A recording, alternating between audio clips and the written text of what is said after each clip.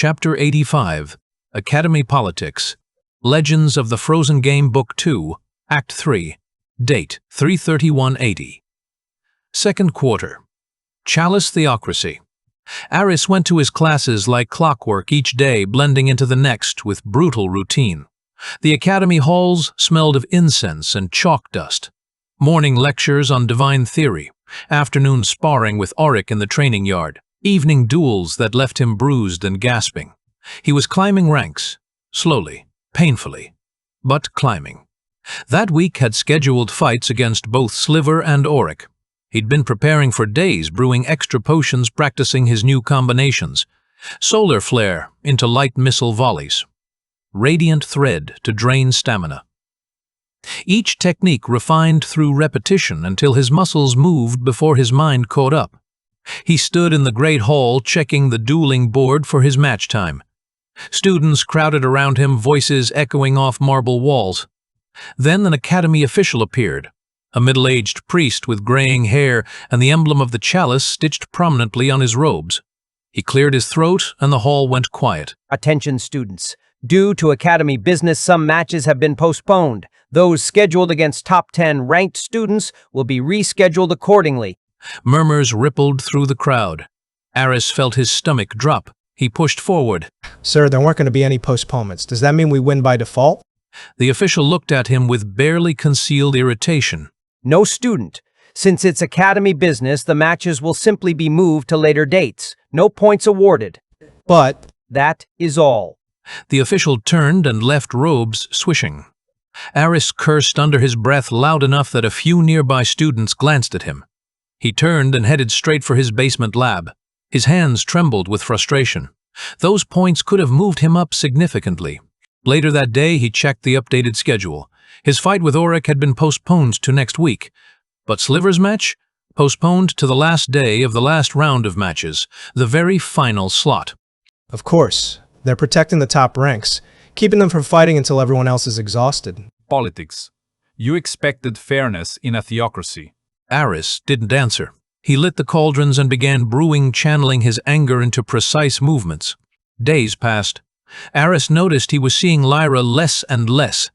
The library felt emptier without her subtle presence. Her disguise as a scribe had become such routine that her absence created a void. One afternoon he decided to check on her. The library was one of the few places he felt safe, surrounded by books and quiet corners where surveillance wards were weaker. He approached the library gates and froze. Crusader Kurgadan stood at the entrance, arms crossed, eyes scanning everyone who entered. His armor gleamed even in the shaded corridor. When his gaze fell on Aris, something sharp flickered in those eyes. Aris considered turning around. But that would be suspicious. He forced himself to walk forward. You're that bookworm, right? I heard you stopped coming. What happened? Aris swallowed, trying to keep his voice steady. We have duels for the third dungeon. I'm mostly sparring and brewing potions. Kurgadan studied him for a long moment. The silence stretched uncomfortably. Good for you. Books help you to some degree. You have to walk the rest, sometimes even jump the distance. I think I forgot to put out the fire at my cauldron. Sorry I got to go. Already backing away. After the incident with the raid at the Covenant meeting, martial law had spread across the country. It had finally arrived at the academy in full force, and Kurgadan was skeptical of everyone, especially Lyra. He was waiting for her to make a mistake, watching, always watching. Go on then. Don't start a fire you cannot put out. The threat was clear. Aris nodded and left as quickly as he could without running. Back in his basement den, he tried to focus on brewing. He was attempting second-tier potions now. His title advancement to Essence, Shaper, Alchemist gave him better chances at higher tiers. Still risky. Still prone to failure. But possible. Some of the procedures were complicated. Multiple heating stages. Precise timing. Specific stirring patterns that felt more like ritual than chemistry. But he managed by splitting ingredients into 3 cauldrons, giving himself much higher success rates of getting at least 2 working vials. While waiting for the mixtures to cool, he practiced combining light missile and solar flare. He had an idea of creating a light orb that could send either flares to distract or missiles to damage opponents, switching between them at will. but combining them into exactly what he wanted seemed more difficult than creating Healing Cure had been. Healing Cure had flowed like the game intended two compatible spells merging naturally. But this? Aris needed something specific, something the system hadn't designed. He was trying to force his will onto the magic itself. He held the manifestation in his palm, trying to shape it into an orb, but the spell kept exploding in his face. Small bursts of light and heat that singed his eyebrows. Aris, stop already. Go find another tier 2 spell. This will kill us. At least it'll kill me. No, I can't fill slots with useless spells. I need to shape it to my will. His voice was stubborn, edged with obsession. Since when do you command the game? I'm trying. I need to try. Could you check on Lyra? Kurgadon is really investigating her. Sure, I'll check. Fox hopped down and padded toward the door tail, swishing with worry. After more unsuccessful attempts that left scorch marks on the ceiling, Aris finally gave up for the night. He left his brewing Tier 2 force potions to cool and headed to bed. His hands still trembled from repeated spell failures. The next day he rushed to the basement, bottled 2 successful force potions, and headed to his scheduled duels. In his matches, Aris managed to get 2 wins. His opponents weren't the brightest students. He combined everything he had learned: Radiant Mark for amplification, Thread to suck their energy, Solar Flare to distract them with blinding light, light missiles striking while they were disoriented. It was a time-consuming combo, but his opponents were oblivious to what was happening. They lost before figuring out the strategy. Later that day, Auric arrived at the dorm looking consumed. His fur was ruffled, eyes tired. What happened to you? Genuine concern in his voice. We can't talk about it, apparently. They'll teach you after the 3rd dungeon. But basically, it's about sacrificing your health to gain powers. It's insane. Like Blood Initiate. Auric's head snapped up. Exactly. How do you know? Oh, I know. Answering ominously, touching his chest where the witness stone rested. Later, Fox entered the room, gesturing for Aris to come to a lone corner, away from the others. What is it? Lyra is really distressed. She said she might have to do something risky, and she said she left instructions to follow. If what? I don't know. 2 Templars entered the library. She stuffed my mouth with a chicken drum and sent me away. His ears were flat against his head. Where did she leave the instructions? Couldn't tell. Everything happened too fast. Aris leaned against the wall, mind racing. The pieces were falling into place and none of them looked good. Chapter 86, Blood Force Draft. Legends of the Frozen Game Book 2, Act 3. Date 3/38/0. Second quarter. Chalice Theocracy. The moonlight slanted through the dorm window, carving thin silver lines across the cluttered alchemy room. The cauldrons still hissed from the morning's brew. Half-finished concoctions burned herbs and rows of failed vials dulled to ash gray. Aris stood in the middle of the room. Sleeves rolled his hands, trembling over a parchment covered in calculations. Circles, ratios, notes written in 2 different inks. He had rewritten the same line 7 times. Catalyst intent flow too high. Try blood reagent to stabilize internal essence conversion. Fox lay near the furnace tail, twitching eyes, reflecting the red ember light. The intent might be more important than the blood, but what does it mean? It even reacts to the witness stone. How is it possible? How do NPCs get near infinite hours from witness stones? Aris, that's the 3rd night you're up. You're starting to smell like a potion yourself. Aris didn't look up, hands moving through practiced gestures. Just one more test. This batch, this might bridge the gap. The gap between what? Living and blowing yourself up? Between theory and practice. The witness stone reacted to potion energy before. If I can make it resonate instead of consume, maybe I can sustain power boost for longer. You sound exactly like that dead student they talk about. How would you know? I'm assuming. I'm not him. I'm just close, too close to stop.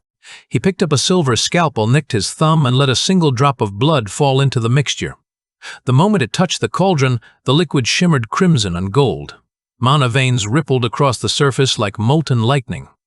The smell hit next. Iron and sweet rot mixed with honey root. Fox gagged and backed toward the door. If every tier is gonna require more blood, more sacrifice, where is the line? Where will you stop? There are no lines, only walls people haven't learned to climb. The mixture began to pulse. His hands moved automatically, adding powdered slate for structure, wild honey for flow, crystal water for clarity. Each reagent hissed the color shifting through a cascade of impossible shades. Blue, red, gold, then blinding white. For a moment it was beautiful. Then the cauldron screamed.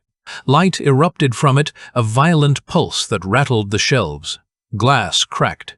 Aris stumbled back, his shield spell flashing instinctively around him.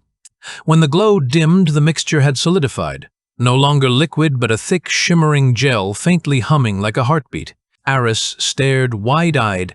It's stabilized. Fox edged forward warily. Or it died. No, it's alive. Look. Aris touched the gel with the back of his spoon.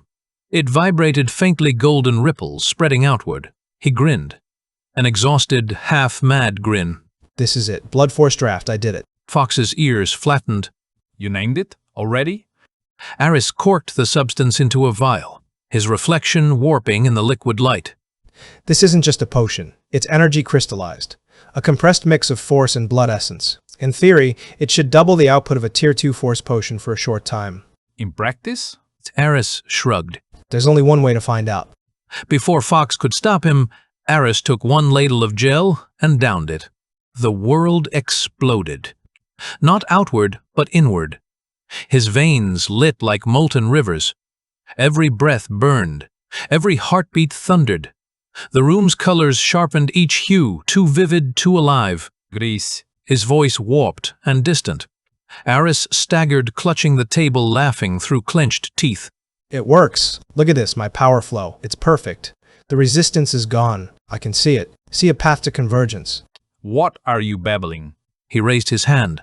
Light coalesced above his palm instantly. Not one, not 3, but 20 missiles formed at once, orbiting him in a spiral of searing brilliance. Bzzz! The interference hit like lightning through his skull. I created it.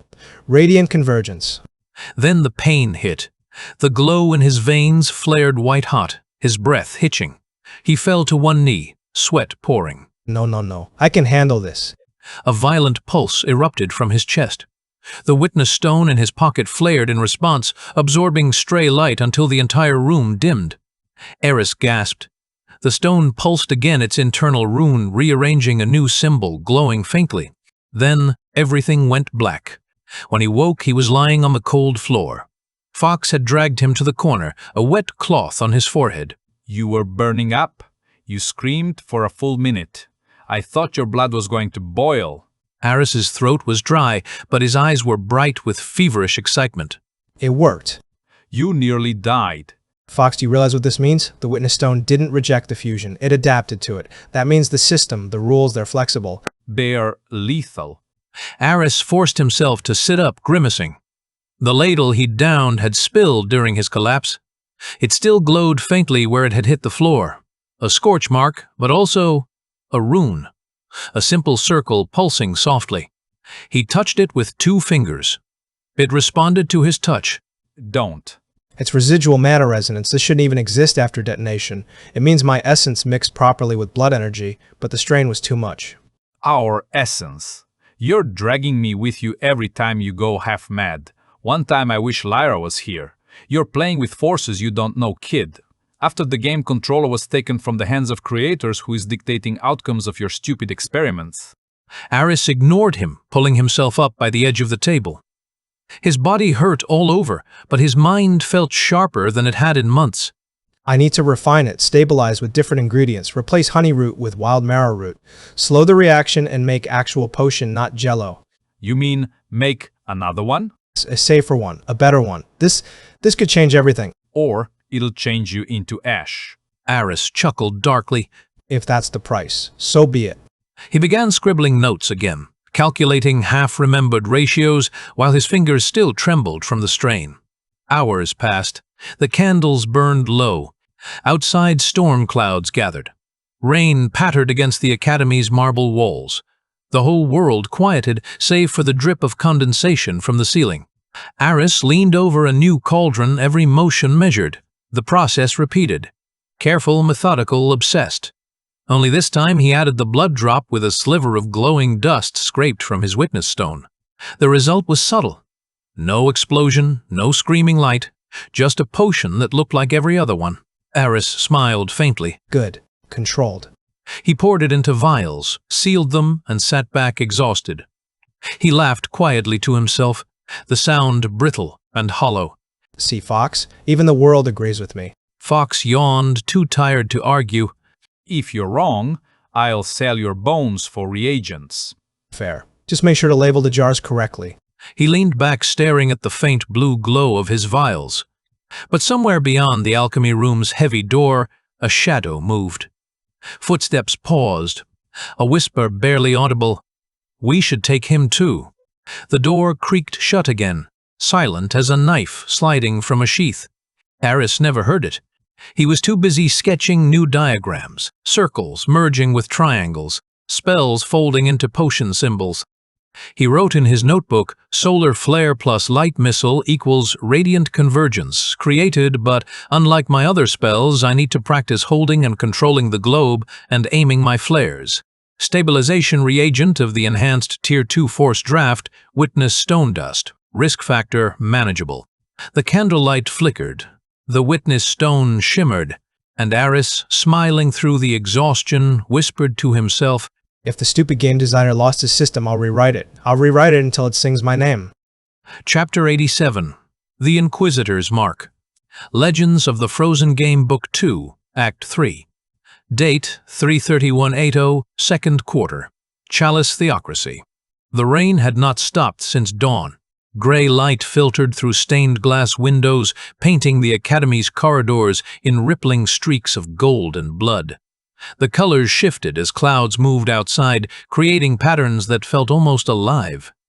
Aris walked in silence, hood drawn low. The faint clink of potion vials marked his steps. Fox padded beside him, unusually quiet. You feel that? The fox muttered finally. What? The air. It's watching. Aris didn't answer, but he'd felt it too. The way conversations died when he entered rooms. The faint hum of tracking wards hanging above every hallway. Someone had tightened security. Someone important. At the far end of the corridor, 2 Templars stood guard in front of the central atrium, a place students rarely saw unescorted. Their armor gleamed despite the dim light. Aris slowed, pretending to tie his boot. He glanced upward. The Academy's great seal was now glowing faintly. An active surveillance ward pulsed with rhythmic light. It's the Inquisitor's mark. They're watching the students now, especially ones who... I'm sure it's nothing. Though his stomach twisted. It could be about Lyra. That old man's raid to save the Shadowborn made our life hell. Aris adjusted his bag. Keep quiet. We can't afford suspicion. He spent the day pretending to study, copying meaningless notes during lectures. But every glance, every passing whisper carried that same tension. Even Rathvos seemed uneasy. His usual bark was subdued to gritted commands. When the final bell rang, Aris didn't go to the dorms. He descended. The stairs spiraled down into darkness. Aris slipped past the empty laundry rooms, down through a narrow archway where the stone turned damp and cold. The alchemy lab greeted him with silence. His vials from last night glowed faintly in the dark, like bottled stars arranged on shelves. Back to work. Before someone decides to confiscate my life's work. He unpacked new ingredients. Blood rose petals, crystal water, marrow root. His hands moved with almost mechanical precision. But even through his focus, he couldn't shake the idea of Lyra being taken. Aris stared at his reflection in the cauldron's rippling surface. His face looked different. Sharper, paler. The shadows under his eyes had deepened. Fox's voice drifted from the shadows. You're burning the candle from both ends. Aris. Aris didn't respond. He poured the first reagent, watching it swirl. Then the door clicked. A metallic sound. Measured, deliberate. Not a student, not a janitor. Fox's fur bristled. We're not alone. A figure stepped into the light. Heavy armor. Red and gold sash. The emblem of the chalice embossed prominently on the chest plate. The Crusader. Kurgodan. Aris froze. The air thickened instantly. The Crusaders' presence felt like gravity itself pressing down, like standing before judgment. Kurgodan smiled faintly, but his eyes were sharp as blades. Working late, I see. Aris bowed slightly, mind racing. I wanted to practice my brewing technique, sir. Brewing. Odd, isn't it? A first-year student experimenting with Tier 2 reagents without supervision. How did I earn permission? Professor Maizana signed my request. Kurgodan tilted his head, the movement predatory. Maizana Silver Meadow has been missing for 3 days. We are interrogating her. Aris's blood ran cold. The words hit like physical blows.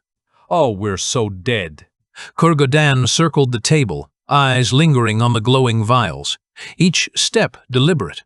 I heard rumors, about a boy who mixed essences to create unsanctioned potions, who might, just might, have touched something the High Priestess forbade. I don't know what you're talking about. Keeping his voice steady through force of will. Of course you don't. You've been seen with the engineer, the shapeshifter, right? He continued without waiting for response. A shapeshifter looking like a halfling entered our country, ever since things have been going missing here and there. And lastly, an attack on leaders of our world. Aris clenched his fists, nails digging into palms. Who do you suspect? Many for now. Now, Kurgodan placed his hand on the table, the gesture casual but weighted with threat. Including our teacher Maizana and scribe Lyra? Then gulped. maybe. The word hung in the air like a blade. I have no knowledge of any of them. Kurgodan's smile never reached his eyes. If that's true, then you have nothing to fear. One more thing. Student Aris, if you ever find forbidden formulas, report them to your elders. Don't play solo. Don't play solo. Does he know? Aris thought, panic rising. Forbidden stuff. The High Priestess actually likes if it's useful. Then he left. The sound of his footsteps echoed long after he was gone. Each step, a countdown. He knows. And he's baiting you to slip. Aris wiped sweat from his forehead. If they trace everything to Lyra, I'm done. Should we run? Run where? Voice hollow. That night he couldn't sleep. Every shadow looked like Kurgodan's armor. Every whisper sounded like the High Priestess's voice. When dawn came, he found himself walking toward the library anyway. He needed to see Lyra, needed to know she was okay. But when he arrived, the doors were sealed. 2 Inquisitor guards stood watch spears crossed in an X. Their faces were hidden behind ceremonial masks. Library closed by decree of the High Priestess for a time. Unauthorized entry is treason. Aris stared at the sigil burned onto the doors, a flaming eye encircled by chains. The eye of the theocracy. That's new. Aris forced a calm smile, though his heart hammered. Right, I'll come back later. They turned away. But his pulse thundered in his ears. She's gone. They got to her first. Back in his lab, Aris lit a small candle and stared at the flame. His mind replayed the Crusader's words, the ward sigil, the missing teacher. All the pieces forming a picture he didn't want to see. He reached out, trembling slightly. So, that's how it is. If they're surrounding us, then I'll forge my own weapon. Myself. Here we go again. Aris smiled, faintly tired and dangerous. No, not again. This time I'll make it right. With Lyra vanished, Aris gave himself completely to solidarity with his potions and his duels. He asked to spar with Auric and Gumo the Bearkin from time to time, testing his new techniques, his new potions. He was getting better, almost reaching their speed, but their strength was still unmatched. I may not reach you now, but when I use my stone, I can surpass you. By the end of the month, school had finished 50 matches total. Aris had 22 wins, 9 draws and 19 losses. He climbed up to rank 29. Not spectacular, but survival. Sliver and Kalen's only point loss was against each other. 1 draw. Other than that, they swept opponents with 49 wins each. There were others using Tier 3 spells, but Kalen's raw power and Sliver's speed and cunning moves put everyone to dust. The rankings board showed their names at the very top, untouchable. And somewhere in the shadows of the academy wheels were turning. Plans were being made, and Aris, hunched over his cauldrons with burned fingertips and wild eyes, had no idea how close the danger really was. Chapter 88. Safe Hollow Thrives. Legends of the Frozen Game Book 2, Act 3. Date 3/30/80. Second quarter. Iron Confederacy border Safe Hollow town. Morning in Safe Hollow carried the scent of coal smoke and roasted bread. A dozen workstations hissed like dragons breathing in unison, the rhythmic clang of hammers and knives and training blending with laughter and chatter. Children darted between the huts, dodging buckets of water. The settlement's single dirt road pulsed with life. Miners heading to the new quarry, hunters returning with fresh meat, potioneers squabbling over herbs. Demir leaned against a fence post, wiping soot from his hands. The air of change was exhilarating. The humans had begun to advance, not just survive. Morning, Demir. Another dozen people got the business the thing last night. Called Thalia from the well, her crimson hair tied back and sleeves rolled high. Near grinned. Excellent. Hard work is paying off. She nodded enthusiastically. One of the bakers got a new title, she swears. Now her loaves rise like clouds. And the alchemist, he brewed a potion that doesn't taste like boiled moss anymore. Across the square, Roderick limped out of the infirmary, half grinning despite the bandages still wrapped around his chest. Even the tailor got a bzzz. He said his sewing needle glowed for half a second before he stitched an entire coat without tearing the fabric once. I think your speech got to them. Demir smiled faintly. Hard work is the new magic. The system's just teaching us the long way. Then I hope it teaches me how to fix this damn leg. Before Thalia slapped him on the arm. By midday, the forge was a storm of heat. Demir stood over the anvil, sleeves rolled to his elbows, hammering a spearhead into form, while his two apprentices watched nervously. Sweat dripped from his forehead, hissing when it hit hot metal. Hit it harder, Lyra. You're not swatting flies. You're convincing the metal to behave. The tiny woman gave a determined swing, almost knocking the billet off the anvil. Sparks scattered across her boots in golden arcs. Good. Now do that 40 more times.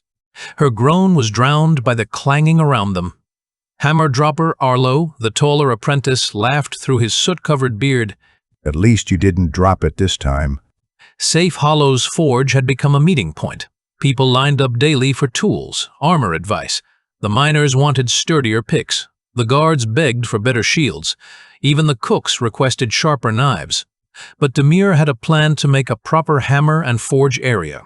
He'd requested help from Marco, who already had self-training in building houses from his time in the secluded valley. Demir worked with calm, deliberate rhythm. Each strike, each tempering was a step forward. The charged flashes didn't just come to him now, they came to everyone willing to work for them. He was making a full set for Sin and Timmy. His bold friends needed better equipment, and Demir was determined to provide it. And yet, for all the progress in steel and sweat, his eyes often drifted toward the forest edge. Yes, toward her, pues a Sina.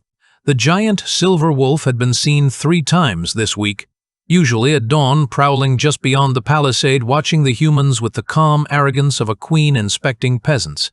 No one dared approach her. No one except Demir. That afternoon he set off from the forge carrying a bundle of meat and a wooden bowl. He walked to the offering stone he'd carved beyond the settlement where claw marks scarred the nearby trees. Asina's territory. All right, mighty Asina. Round 6, I think. A low rumble vibrated the air. The bushes trembled. Then out she came. Sleek, monstrous eyes like molten silver catching afternoon light. Demir tried not to flinch. Good girl. See? I brought dinner. She sniffed once, growled once, then devoured the offering in 2 bites.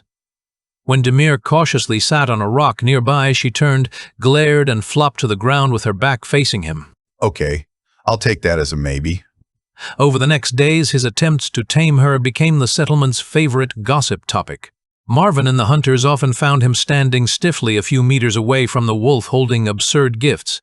A blanket which she shredded, a shiny bracelet which she buried, or once a smoked rabbit which she sneezed on. When he read a half-burned beast handling for beginners scroll that suggested assert dominance through direct eye contact, he tried. Asina bared her fangs and he nearly tripped, running backward. From a nearby tree, Marvin's laughter rang loud enough to scare the crows. You're going to get yourself killed. Demir, you can't treat her like a pet. She's older than the woods themselves, probably. She said later, still giggling as they sat by the campfire. I know, but if I can't win her trust, how can I even think of taming something? Marvin stretched, leaning back on her elbows. Come on, let's return to smaller hunts. A fox. Or a squirrel. Something that won't eat you if you blink wrong. He grinned. Fine, but if I die, tell them I died bravely trying to make friends. The next morning they tried again. Operation Small Beast Marvin was calling it. For hours, Demir and Marvin crept through the forest, whispering, tripping, and occasionally arguing about whether an animal was tameable or dinner. They tracked a wild hare. Demir baited it with carrots, whispered soothingly, reached out, and it bit his finger again. Marvin doubled over, laughing. Congratulations! You've mastered bite resistance. Then they tried a squirrel. Demir extended his hand again. The squirrel jumped on his shoulder, chittered in triumph, then stole the shiny button from his vest and vanished. Natural thief. You found your spirit animal. Finally, they stumbled upon a small squirrel stuck in a vine snare. Demir carefully freed it, offering food, staying calm, and this time the squirrel stayed. It even circled him once before darting away into the trees. Got it. Finally got it. Guess that squirrel liked your attitude better than the wolf does. He chuckled. I'll take what I can get. Okay, squirrel, I'm releasing you. I can't take care of you. And he's gone. Days blurred in the rhythm of progress. By dawn, Demir forged. By noon, he taught apprentices. By dusk, he tried taming Asina. By night, he repaired the guards' weapons by lamplight. Safe Hollow thrived. Interference numbers were diminishing. But people's craft increased. We're hitting a curve, Demir explained. Advanced titles will be harder to get. Hunters learned steady aim. Healers gained healing touch. Farmers discovered crop sense. Demir didn't even have to give orders anymore. People came to him with suggestions. Roderick oversaw guard rotations. Thalia coordinated crafting trades. Priestess Nea finally brewed stronger healing drafts than Tier 1. And Demir forged new sets for Sin and Timmy. Full C grade. With set bonuses, they were better than loot drop C grades. Demir also etched runes on them, but without stones to complement the runes, their effects were lessened. The twins thanked him profusely. Their friendship was turning into brothers' routine. But peace never stayed long. One morning, Huntress Alandra arrived at the forge, breathless and pale. Beast tracks. Outside the northern ridge. Not asanas. Demir frowned, wiping sweat from his brow. Show me. They walked through the tree line. There, between the ferns and moss, were 3 sets of prints, clawed, wide-spaced, heavy. The soil was pressed deep. He crouched, touching the earth. 3-toed. Deep heel mark, heavier than Goblin Scouts. Elandra crossed her arms. They were here at dawn, moving fast. Demir straightened. They're scouting, looking for something. Us? He nodded slowly. What else? That night the forest was restless. Even the insects went quiet. The usual chirping and rustling had vanished, replaced by oppressive silence. Demir stood near the wall, hand on the hilt of Wolf's Vow, scanning the trees. Moonlight painted everything silver and black. Then he heard it. A long, low howl rolling across the valley. Asena's voice. But not her usual call. This one was sharp, urgent, echoing with warning. Demir's heart pounded. You sensed them too, huh? He could almost swear she heard him, because the next moment her silhouette appeared atop the distant ridge, silver fur gleaming under the moonlight. She didn't look back, but her tail flicked once. Acknowledgement or promise? The town's fires dimmed late that night, casting long shadows across Safe Hollow. Demir sat on a wooden stool, exhausted but alert. He glanced at the still glowing sword by his side. His own craft, his symbol of progress. Wolf's Vow pulsed faintly in the darkness. The wind whispered through the trees like distant footsteps. He could feel it, the forest watching. Something moving beyond the silver wolf's gaze.